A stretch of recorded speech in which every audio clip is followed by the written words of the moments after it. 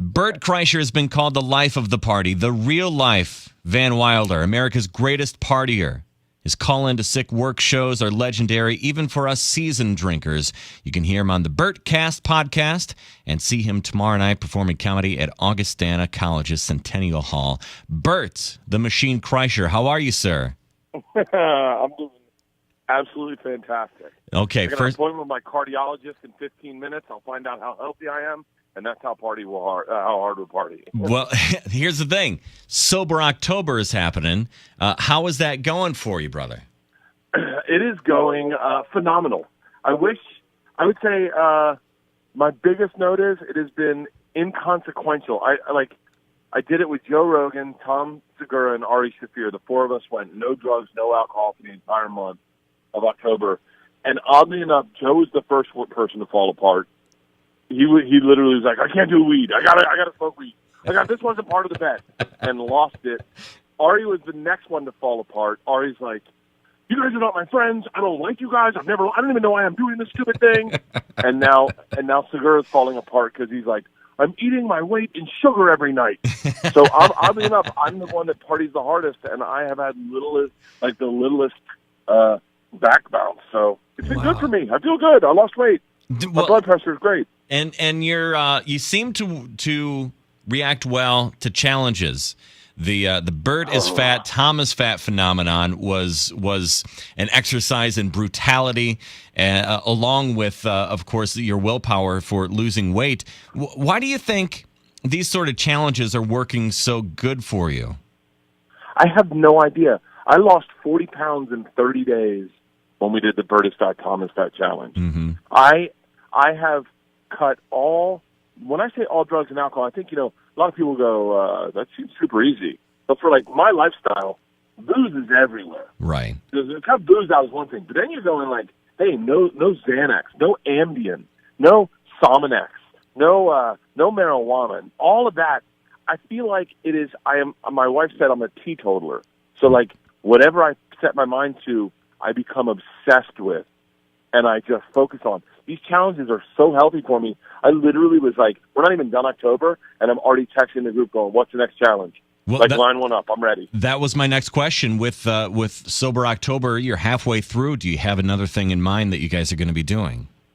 Ari wants to do some sort of decathlon where we find out who the most in shape of us is. So he wants to give us a month. I hope Rogan's not in on that one, because that's unfair as hell. No, look, here's the thing. Rogan's like the Patriots. He's got everything to lose. He's right. going in there. And he's going to look like anything shy of a piece of crap if he doesn't destroy us. Right. So I plan on beating Ari and Tom. They are not athletes. I am an athlete. I want to just take Rogan in for the 10 events. And everyone's like, wow, I didn't see that coming. He's the Cinderella story, this Kreischer. It's that Mickey Mantle gene. It's that long strand DNA. That's right. Okay, Bert, so the machine story, when you got involved with the Russian mafia, has gone completely viral. It's an excellent story. Yeah. You're assuming you're going to be performing that tomorrow at Augustana. 100%. So There's not a show I haven't done in the past 5 years where I haven't told that story. So how has the popularity of the machine story changed your comedy? Has it changed, shaped it at all? I would say it has. It's so funny. My first special I did in 2009 was kind of a mix-up of what I believed comedy was. I was young, and I thought, this is what comedy should look like, fun, high-energy stuff. And then when I told that machine story, it really kind of shined the light on all the crap in my hour. And I was like, wow. So when I did my next hour, I was like, anything that looks like lowbrow, mediocre comic, feature act, killing, I was like, I got to get rid of and really kind of write.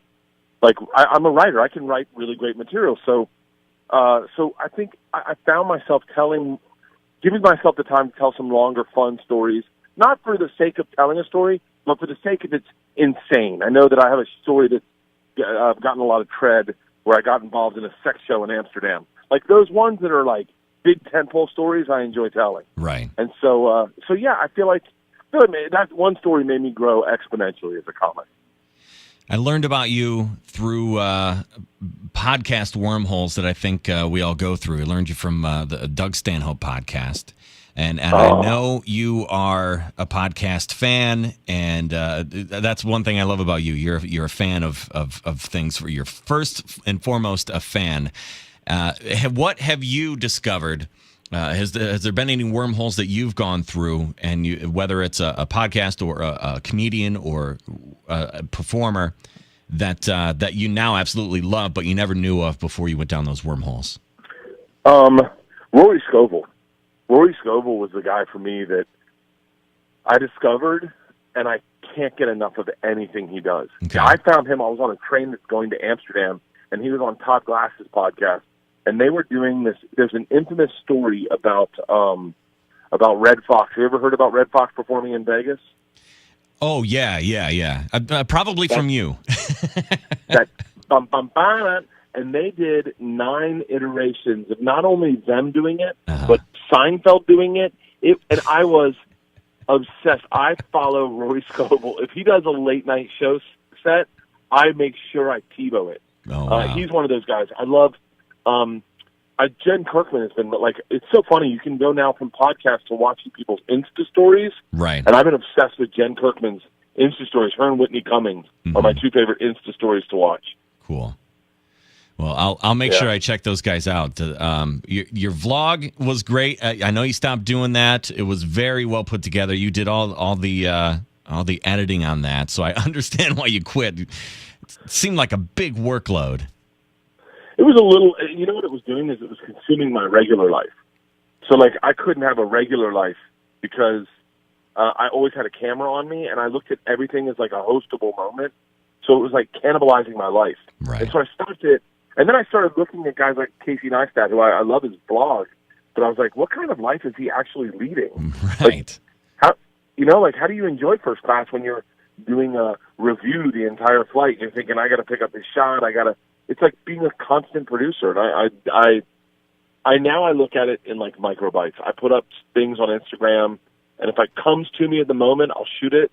But if not, I'm not killing myself over it. I love your promotional videos, man. It's funny stuff. It seems it's perfect for your kind of stuff. It's funny. You're getting the information out there. You're promoting your dates, and I think I would love to steal that format just for the things we do around here. I think it's amazing. Oh, steal it. I'm sure I stole it from somebody. Okay, one last question, Bert, then I'll let you go. If you had to kill one thing, your podcast has been very influential. It's given you a wider audience. Also, your social media presence has been is worldwide. If you had to kill one, your podcast or your social media presence, which one would you kill? Wow. Oh, social media, without a doubt. I think, I said this to someone the other day. I said social media is great for people that are great at social media. There's some really people that took off, like Kelly Oxford and Jenny Johnson High Five, that took off on Twitter because they were good at putting their thoughts into 160 characters. Mm-hmm. Podcasts for me, and guys like Joey Diaz and Ari and Joe, that's our Twitter. We can do what they do in 160 characters, we do in 2.5 hours. So that's our social media, is our podcast. Right. So it would definitely be social media. Oh, spend more time with my family, less time on my phone. Yeah, it would be my podcast. I keep my podcast. Okay. Augustana College, Wednesday night, Centennial Hall. If you want tickets, just get on Facebook and search for Bert and Augustana. It pops right up there. It's in the events right there. It's going to be a phenomenal show. Tickets are going like wildfire, but the general public, they've got a diminished amount. So make sure you get tickets to go see Bert Kreischer at Augustana tomorrow night, Wednesday night. And, man, Bert, thank you, brother. Bill, thank you so much, man. I appreciate it. All right. I appreciate you taking the time. Yeah, man. We'll see you soon. All right, buddy. All right, bye-bye.